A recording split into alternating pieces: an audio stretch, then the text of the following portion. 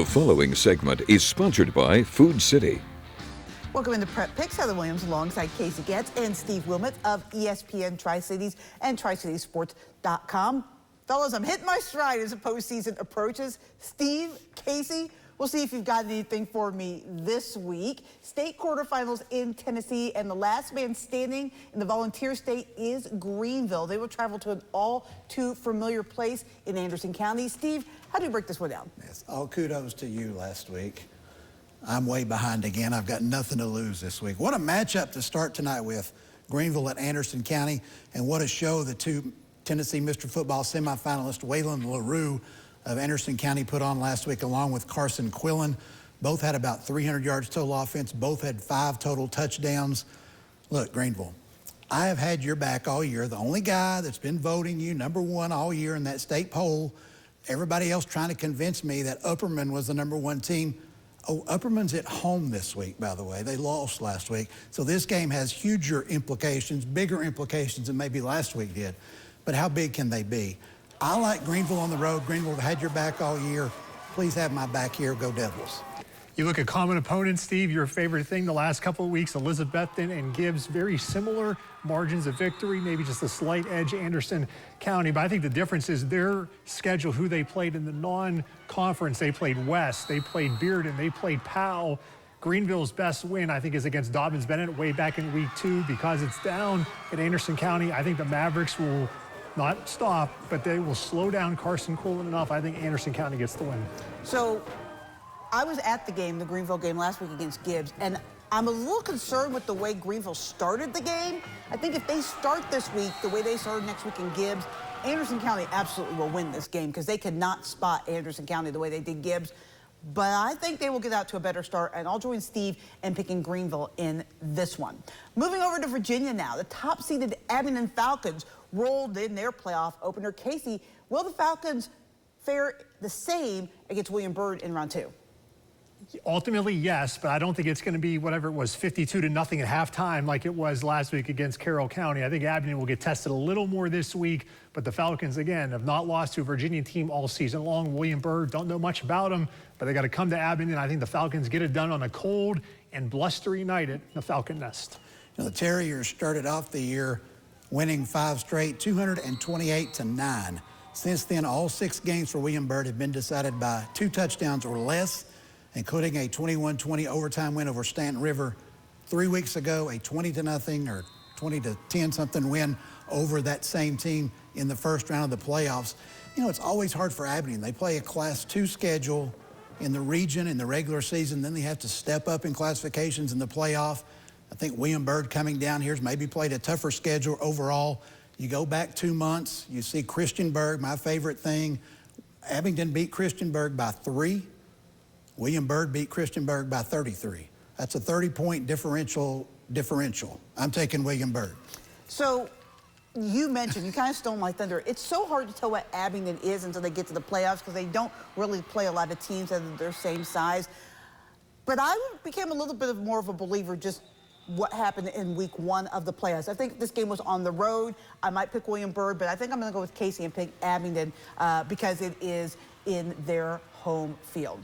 Moving on to Class 2, a rematch of a Week 7 showdown between Ridgeview and Union. Steve, the Bears took round 1 on the road. Can the Wolf Pack return the favor this week at Bullitt Park? You know, that Bears ground game and Keith Chandler really controlled that first game, and that 31-7 win over the Wolf Pack did the same thing against Gate City last week, 12-0 in the first round playoff victory. Ridgeview, meanwhile, beat Gate City up pretty good, 42-6 a couple of weeks ago. I think that Union defense and that ground game, they're going to keep that Ridgeview offense off the field again, and I think Union advances on the region finals. That first matchup, turnovers were the story for Ridgeview in that one. You certainly cannot do that against Union, but you look at what they did against Gate City. In 2 games this year, Union beat Gate City combined by 21 points, and as Steve said, Ridgeview beat them by 36. If this last week, if they would have played leaning in, I might have leaned Ridgeview, but then what they did against Tazewell, they struggled against Tazewell, much like Union did against Gate City. Because it's in Bullitt Park, the experience of being here before, I think Union gets a win, but I think it's going to be closer than it was in the regular season. Just as both of you guys mentioned, defense, I think, is the story in this game. Ridgeview their offense really feeds on less than defenses. And when they play tough defenses, they struggle a little bit. Union has maybe the best defense in Southwest Virginia, so I will also take the Bears. Other 2D semifinal, also a rematch, Virginia High at Graham. Casey, the Bearcats played the G-Men tough the first matchup. They did. Virginia High lost to Graham by 13 points. They played that. That was the weekend after Helene. That game was moved to Saturday. And afterwards, reading something about some of Graham players, they had a little worse up in Bluefield, storm-wise, maybe than Bristol, Virginia had. I don't know if all their players were there or whatnot, but before this matchup was even set, the coaches at Virginia High, I think, they like this matchup, I think, with Graham. They feel confident that they can give them a game up there. I'm not picking Virginia High because until I see somebody beat Graham from around here, but I'll be disappointed if this game is not a 1 or 2 score game midway through the fourth quarter. Bearcats will compete. It'll be closer, but I don't think they get the win. Virginia High quarterback Keyshawn Smith, 4 touchdowns in the win last week over Lebanon. This Graham defense, however, allowed only 64 total yards to Lee. The G-Men have allowed only 75 points all year in 11 games. That's less than 1 touchdown and 1 point after per contest. Virginia High did score as many points as anybody has scored on Graham all year long, putting up 14, as Casey mentioned a few weeks ago. But that Virginia High defense last week, that pass defense was kind of iffy, allowing almost 500 yards and 5 touchdowns to Lebanon's Michael Reese. So I'm with Casey. I think Virginia High can keep it close with their athleticism, but I think eventually the defense for Graham shuts down Virginia High later in the game and wins going away. I think you guys both touched on something, which is the reason why Virginia High is able to run with Graham better than some of the other teams in the areas. They're so athletic, but they're also not very disciplined, and sometimes penalties gets to them a little bit. I think they hang with them because of their athleticism, but I'm going to join the group and pick Graham. Moving on to Region 1D, let's start with the suddenly streaking Grundy Golden Wave at top seed Rye Cove. Steve, who do you like in this one? Yeah, the Waves swept me right out of the standings last week. I mean, 572 yards rushing in one high school football game is phenomenal. Grundy has scored 44.2 points per game in its last 9 games, 46 points per game in its 6-game winning streak. Meanwhile, Rye Cove, they average 50 points a game. They scored 40 or more in 10 of 11 games, 58 times, 60 or more 3 times. But the Rye Cove defense has allowed roughly half the amount of points on the year as Grundy. This is the first ever meeting between these teams as well. So I'll take Rye Cove. It's going to be a phenomenal atmosphere up there. That home field advantage is huge for Rye Cove. It'll be interesting to see how Rye Cove does as the target everyone is shooting for. Even last year, they were chasing Honaker throughout the region, coming up short in the championship game, but they are the #1 team this year. They've handled it so far. They did get off to a bit of a slow start last week against Rural Retreat, fell behind early, but then they really turned it on.